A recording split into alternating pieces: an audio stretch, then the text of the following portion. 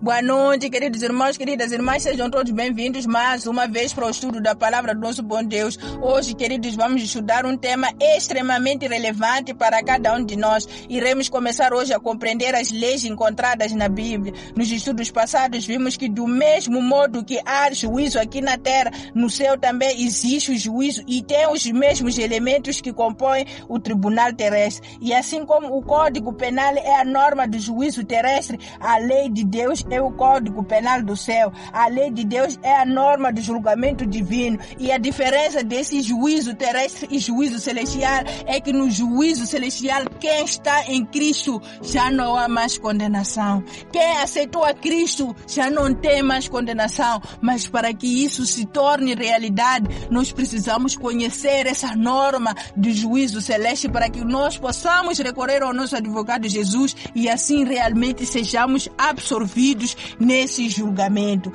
Infelizmente, queridos, muitas pessoas insistem em dizer que Deus não tem nenhuma lei, pois Cristo aboliu a lei de Deus na cruz. Algo difícil de compreender, pois não existe nenhum governo sem lei. Se o governo terrestre é regulado por leis, será que é possível Deus não ter nenhuma lei?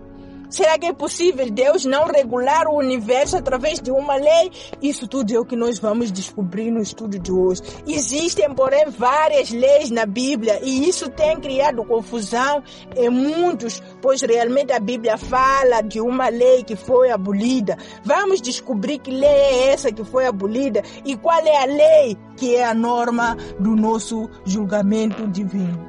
Agora, convido você a orarmos para entrarmos no estudo. Querido Pai, querido Deus, que habita nos altos céus, louvado e exaltado seja teu nome. Entramos na tua presença nessa hora para, em primeiro lugar, pedir-te perdão, Pai, pelas nossas falhas. E, em segundo lugar, Pai, te pedirmos, Pai, para que nos perdoe. Pedimos, Pai, para que o Senhor possa ser o nosso protetor nessa altura em que estamos a viver tempos maus, Pai, tempos esses que nós não sabemos qual será o nosso amanhã. Mas, Pai, nesse momento queremos te pedir o teu Santo Espírito para que esteja conosco de modo a compreendermos o estudo de hoje. Seja feita a sua vontade na vida de cada um de nós que está a acompanhar esse estudo. Em nome de Jesus. Amém. A questão número 1 do nosso estudo tinha como questão: qual é a alegria daquele que ama a Deus? Salmos 40, versículo 8, é onde nós íamos tirar a resposta. E a resposta é que a alegria da pessoa que ama a Deus é de deleitar-se em fazer a vontade de Deus. Sim, a lei de Deus está dentro do seu coração. Essa pessoa, além de ela ser uma pessoa alegre por deleitar-se em fazer a vontade de Deus, essa pessoa tem grande paz. Grande paz tem os que amam a tua lei. Para eles não há tropeço. Além disso, a lei restaura a alma, refrigera a alma e nos conduz a um genuíno relacionamento com o nosso Deus. Salmo 119, 165 e Salmo 19, versículo 7. A questão número 2.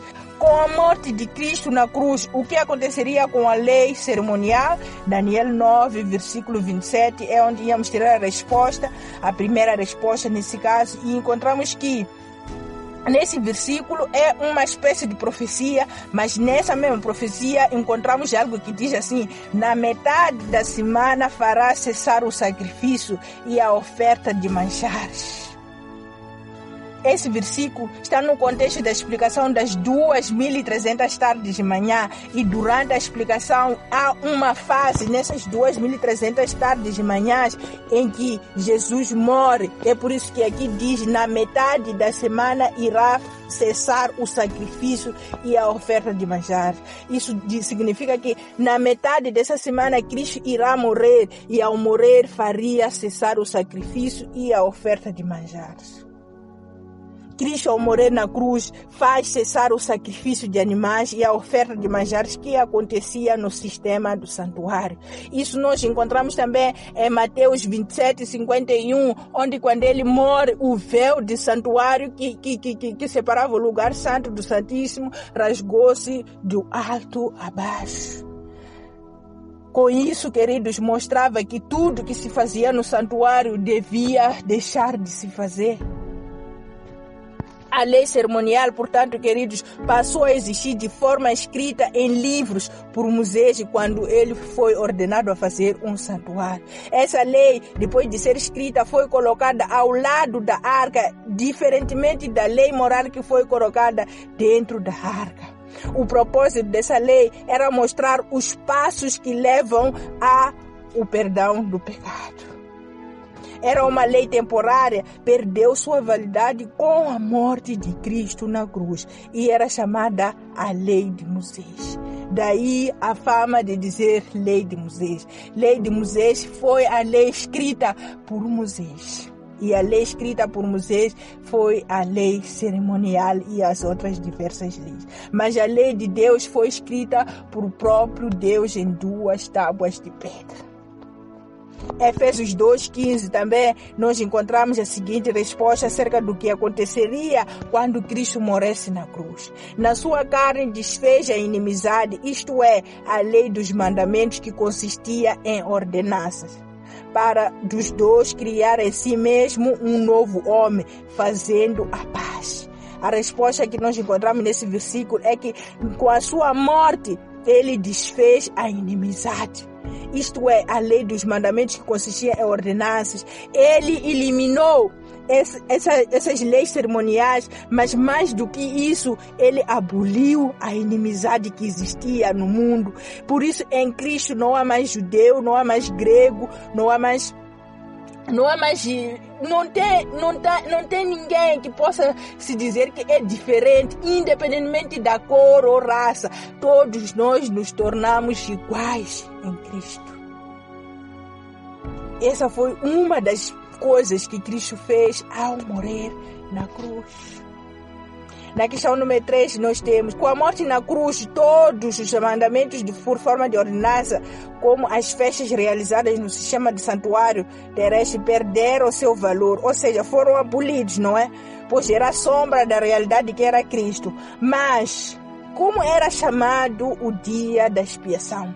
Levítico 23, 28 e 32. E a resposta que nós encontramos aí é que o dia da expiação era chamado de sábado. Sábado de descanso vos será, então afligireis a vossa alma aos 9 do mês à tarde, de uma tarde à outra, celebrareis o vosso sábado.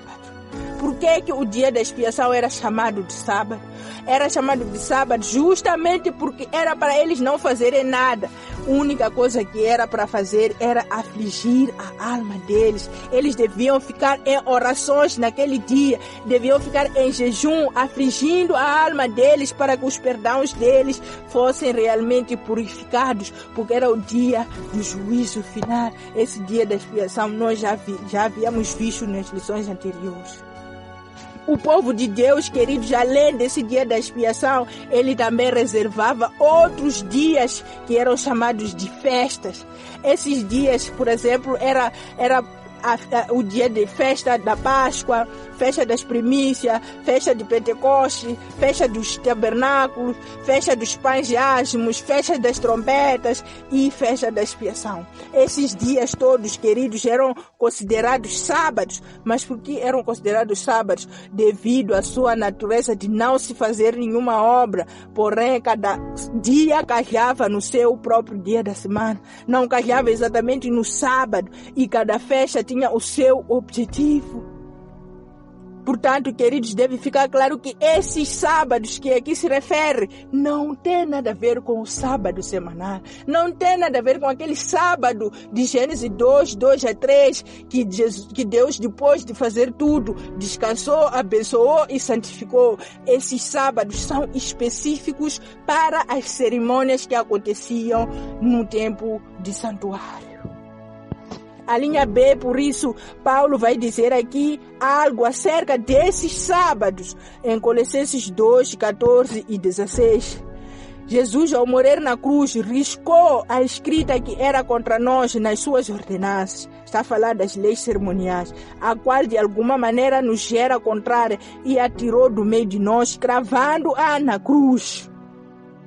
Está claro nesse versículo, ele eliminou a lei cerimonial, cravou a lei cerimonial na cruz, riscou de uma vez por todas tudo aquilo que iria nos condenar, quando ele morre na cruz. Portanto, por ele ter cravado na cruz todas aquelas leis, no versículo 16, Paulo diz: ninguém vos julgue pelo comer ou pelo beber ou por causa dos dias de festa ou da lua nova ou dos sábados. Está a falar de quê, Paulo? Está a falar da mesma lei que foi cravada na cruz, que incluía tudo o que está descrito aqui no versículo 16. Muitas das vezes tem-se usado esse versículo para dizer que o sábado que Deus abençoou lá no dia 7º, em Gênesis 2, 2-3, é esse que Paulo está a referir aqui em Colossenses 2,16. Mas o contexto de Colossenses 2,16 fala da lei que foi abolida quando Cristo morreu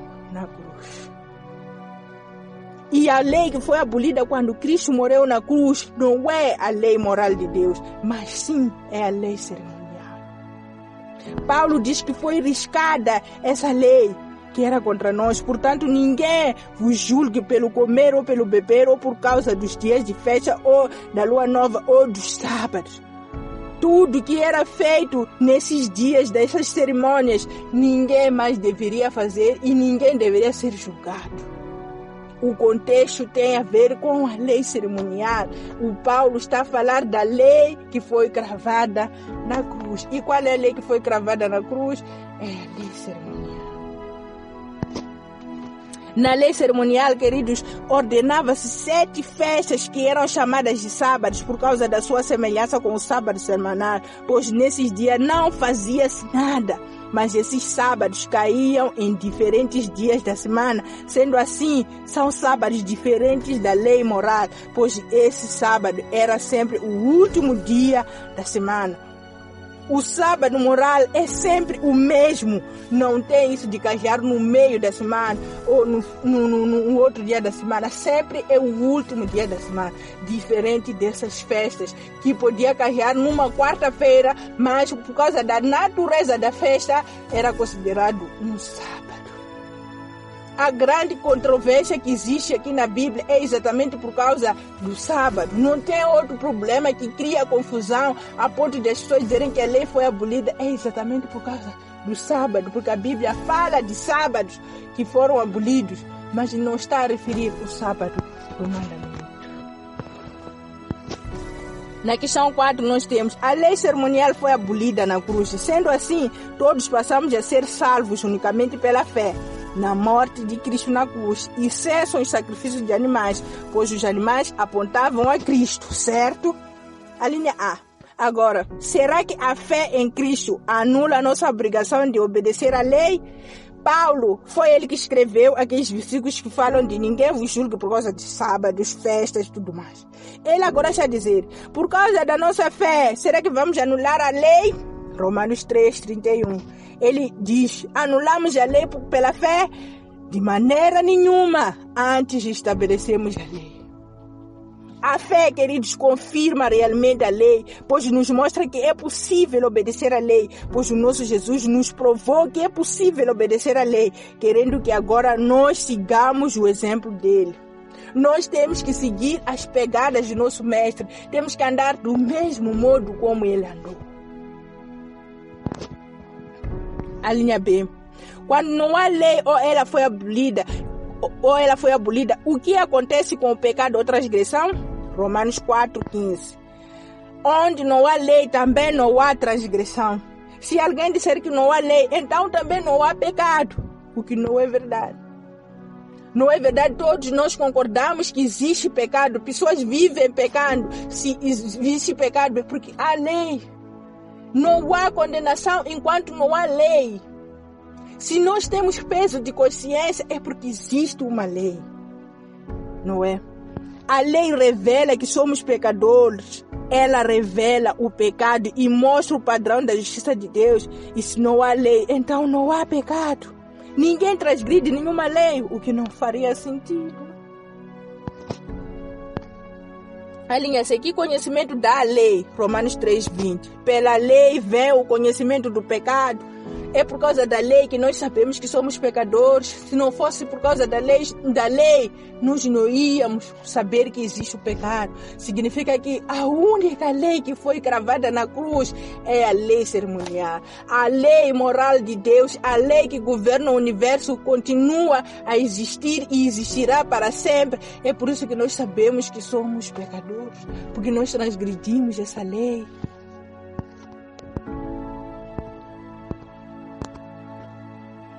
A linha D. Mas podemos não guardar toda a lei? Tiago 2:10.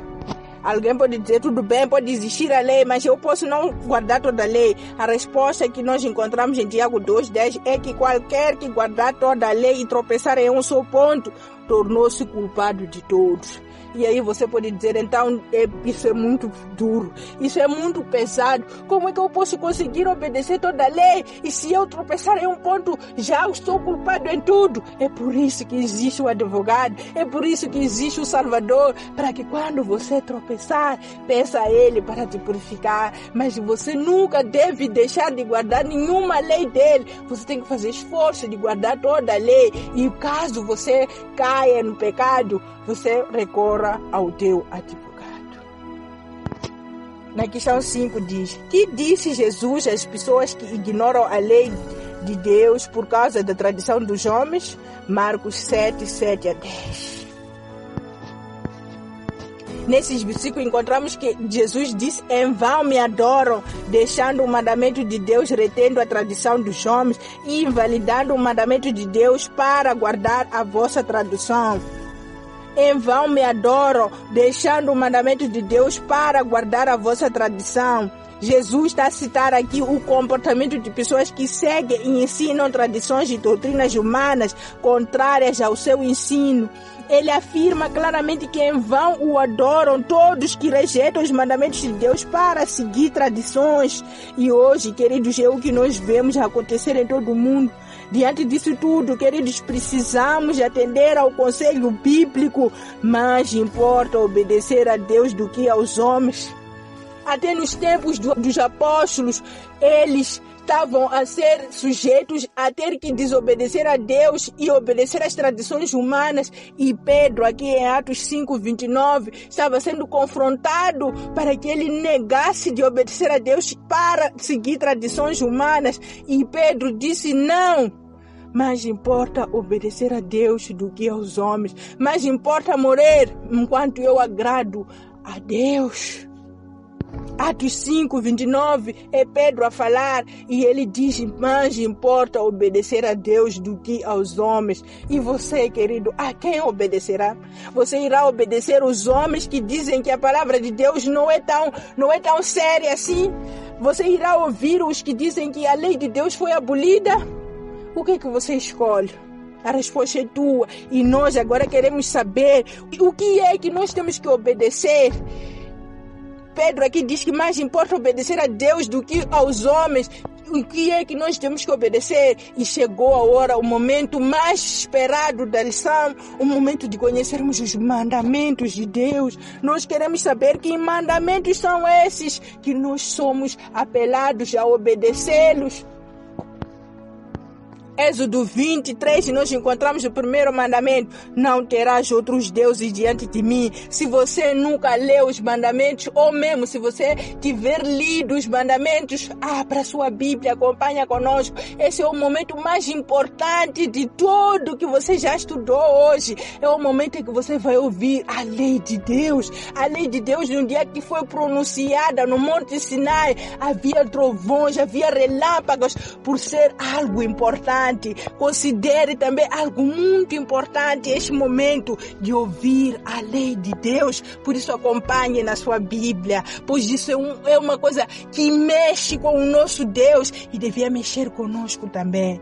Êxodo 23 diz: não terás outros deuses diante de mim. Êxodo 24:6 diz: não farás para ti imagem de escultura, nem alguma semelhança do que há em cima nos céus, nem embaixo na terra, nem nas águas debaixo da terra. Não te encurvarás a elas, nem as servirás, porque eu, o Senhor teu Deus, sou Deus zeloso, que visito a maldade dos pais nos filhos, até a 3ª e 4ª geração, daqueles que me aborrecem, e faço misericórdia em milhares aos que me amam e guardam os meus mandamentos.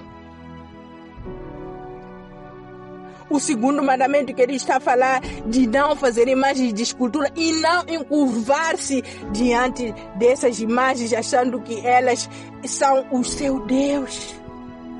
O terceiro mandamento está em Êxodo 27, diz que não tomarás o nome do Senhor teu Deus em vão, porque o Senhor não terá por inocente o que tomar o seu nome em vão. E quantas pessoas têm brincado com o nome de Deus?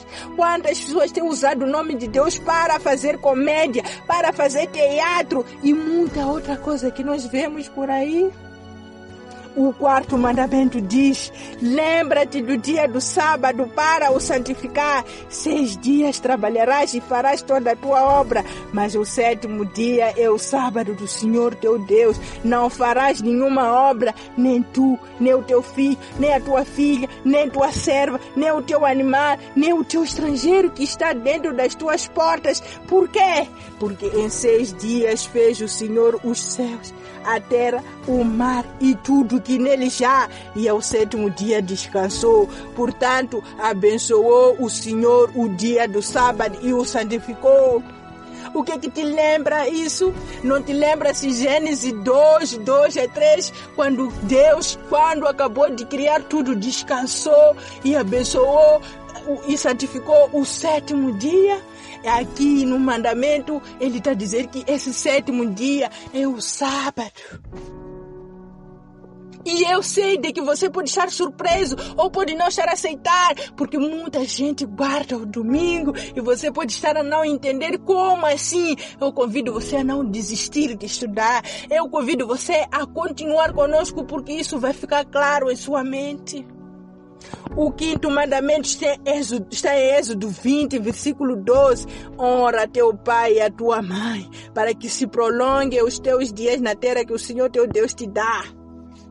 Honra a teu pai e a tua mãe, para que se prolonguem os teus dias na terra que o Senhor teu te dá. E você vê que muita gente não honra pai e mãe hoje em dia, e por isso as consequências é o que nós temos visto acontecer dia após dia. No 6º mandamento nós temos: não matarás. O 7º temos: não adulterarás. O 8º nós temos: não furtarás ou não roubarás. O 9º mandamento: não dirás falso testemunho contra o teu próximo. E quantas pessoas até aceitam suborno só para mentir contra o próximo? O 10º mandamento: não cobiçarás a casa do teu próximo, não cobiçarás a mulher do teu próximo, nem o seu servo, nem a sua serva, nem o seu boi, nem o seu jumento, nem coisa alguma do seu servo. Esses são os 10 mandamentos que regulam o governo de Deus e que são eternos. São eternos.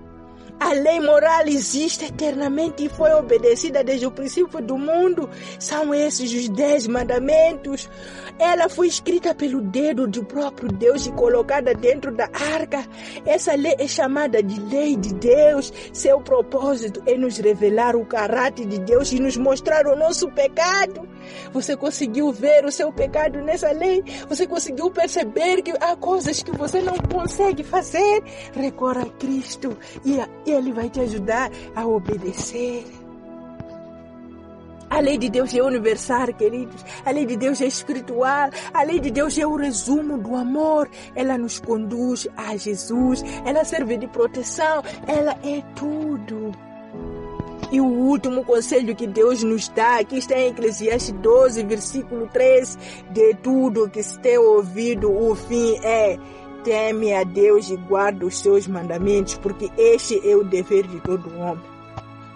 O conselho de Deus para ti e para mim nesta hora, queridos, é que devemos temer a Deus e guardar os seus mandamentos, porque este é o dever de todo homem. Nós devemos guardar os mandamentos de Deus porque os seus mandamentos não são pesados. Quando nós amamos alguém, nós lhe obedecemos. Você ama o Senhor? Quando nós amamos a Deus, guardamos os seus mandamentos. Os mandamentos dele não são pesados. Apenas precisamos colocar na prática as palavras de Jesus quando ele disse: se alguém quer vir após mim, negue-se a si mesmo dia após dia e tome a sua cruz. Você está disposto a negar a si mesmo? Você está disposto a rejeitar as suas vontades para obedecer a Deus? Você está disposto a rejeitar aquilo que são os seus desejos para seguir a Jesus Cristo? Seguir a Jesus é pisar aonde ele pisou, é obedecer os mandamentos do mesmo modo que ele obedeceu.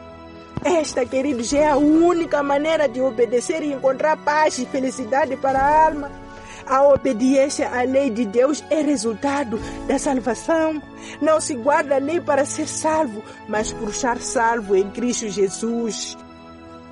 Quem está em Cristo recebe dele poder para ser fiel e o faz por amor. Você aceita receber esse poder? Se você não tem, ajoelhe-se agora mesmo para, a partir de agora, fazer o possível para obedecer os seus mandamentos. E convido você, se você decide entregar-se a Cristo nesta hora, decide andar nas suas pegadas, para que você ore comigo, a semelhança daquele jovem que se entregou naquela reunião e lhe perguntaram o que faria diante de tudo que iria acontecer de hoje em diante, e ele dizia: eu não sei, o que eu sei é que eu preciso entregar a minha vida a Cristo. O que eu sei é que eu nem sei o quanto posso fazer por Deus que fez tudo por mim. E ele naquele momento se entregou totalmente ao seu Deus. Será que é o teu caso? Entregue-se a Deus, querido. Ajoelhe nesse momento e ore pedindo perdão se você percebeu que transgrediu alguma lei, pedindo perdão e pedindo poder para que você consiga obedecer à sua lei. Pedimos para que você faça isso e vamos orar. Querido Pai, querido Deus que habita nos altos céus, louvado e exaltado seja teu nome. Te agradecemos, Pai, pelo estudo de hoje, Pai. Te agradecemos por essa revelação maravilhosa, Pai, que nos chama à ação.